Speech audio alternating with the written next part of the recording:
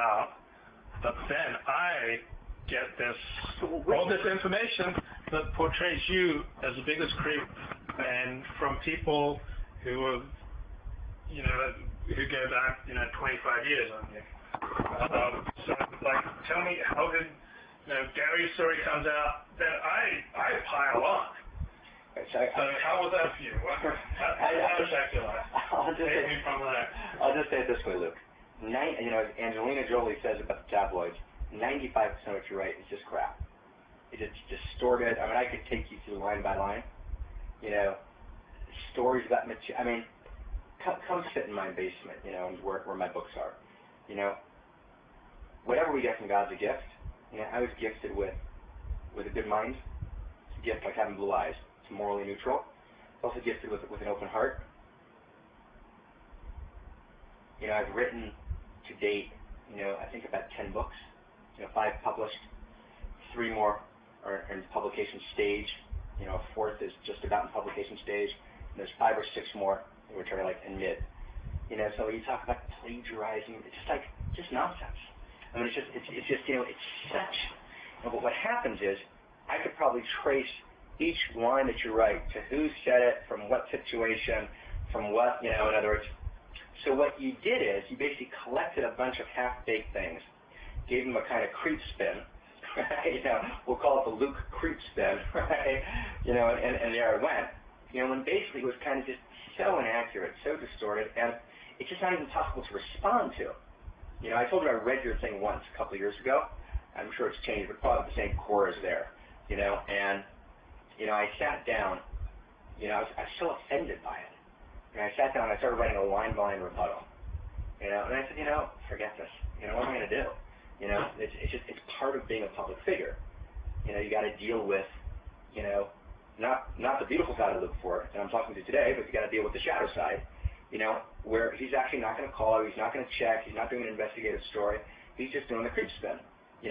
And part of the reason, and allow me to, you can correct me, part of the reason you do the creep spin is because that's your basic view of life, right?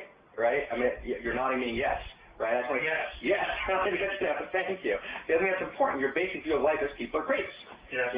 And so you go to validate that. My basic view of life is, Luke Ford is beautiful. We have a basic. That doesn't mean I think Luke Ford does really creepy stuff, right? But I actually believe in that higher person, and that's where we kind of part ways, in this particular thing, in our on the record dialogue. So let me pick up what happened. Again, because that's our sacred contract today, and our sacred contract today, as we agreed, it's beyond past and future. It's in the present. So basically, Gary does this thing. There's an article that appears in Israel, in Ma'ariv, around the same time. That article was instigated by me. So I'll tell you exactly what happened. There was a couple of people that wanted me to run for the parliament in Israel. Again, no names, not important. And we had a particular interest, not the parliament, we had a particular interest, which was the Ministry of Education. And so we thought that we could actually, it's completely not sexy, but it's exactly what we were interested in. Could we affect the kind of Pregarian values curriculum, the Ministry of Education? I said to this particular person who talked to me about it, who's a major kind of, mover and shaker in Israel, I said, you know what, we'll do this, and then we'll have these people come out from the closet and do their old stuff. So he said, well, what we should do is we should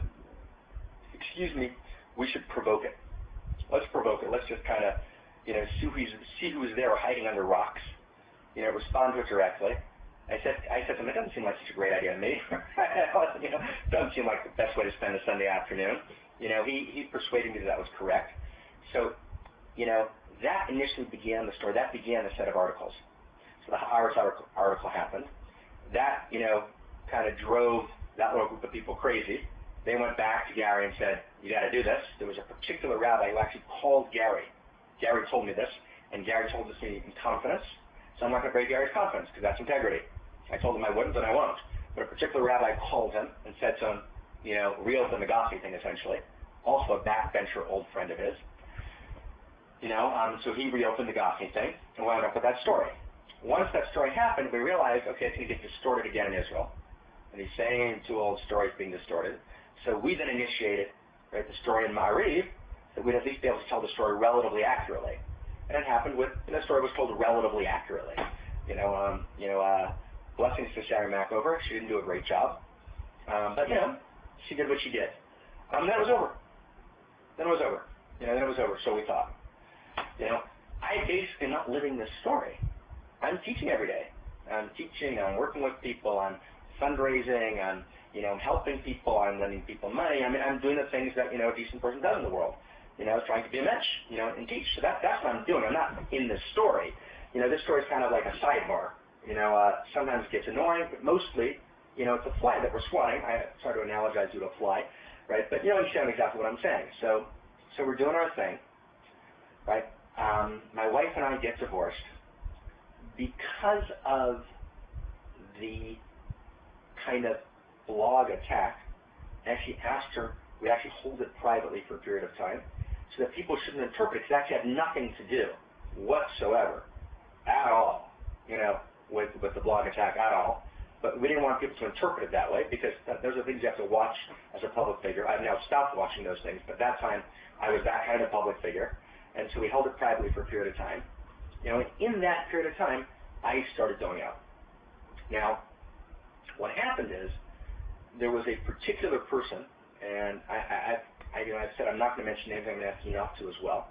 I want to really hold everyone's confidentiality. But there was a particular person that I was involved with at the end of my marriage, right, who had something to do with the marriage's breakup.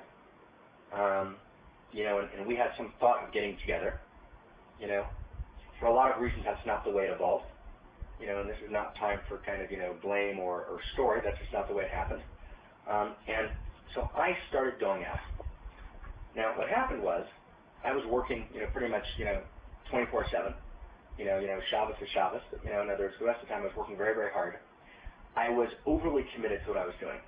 In other words, to meet one extra person, I had 2 extra people, help that person, meet that person. And I worked all the time, round the clock. And I don't mean that in a self-aggrandizing way. It's what I did. I didn't have any split between, and I have an intuition that you might understand this, but there was no split between my personal life and what I did. And I lived in the Bayesian Center, which was essentially my home with an extended study space. That's what I did all the time. It wasn't like, oh, now I'm going home at 5 o'clock. Right. And I worked every day, 18, 19 hours, all the time. It was exhausting, but I felt like we were doing good things, and I loved it. I didn't have a sense of being exhausted from work. This was my life. And so actually what happened is, I didn't go on dates. It's not what happened. And I was naturally involved with people who were somehow in my circle. And for me, you told me a little earlier what you thought was erotically sexy, which I'm not going to repeat here because that's not our conversation, but it's just not our conversation. So there's no reason to talk about that. But for me, what's erotically sexy is partnership.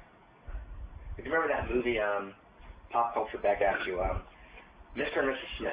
Yes. Right? Do you remember the scene at the end where Brad Pitt and Angelina Jolie were 2 hitmen trying to kill each other, and then they finally team up, and they walk out of this like little ambush back to back, holding guns, and they're kind of completely become one like integrated unit. That is sexy to me, right? Meaning, and there's, I don't know if you ever read Atlas Shrugged by Ayn Rand. So there's a great scene. You guys can look it up. Who's ever listening? Page 254, Atlas Shrugged, when Dagny Taggart makes love to Hank Rearden, and it's not these 2 people kind of. It's this complete merging of creative energy.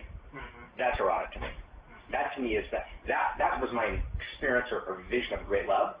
So naturally, I looked for people in my circle who cared about what I cared about.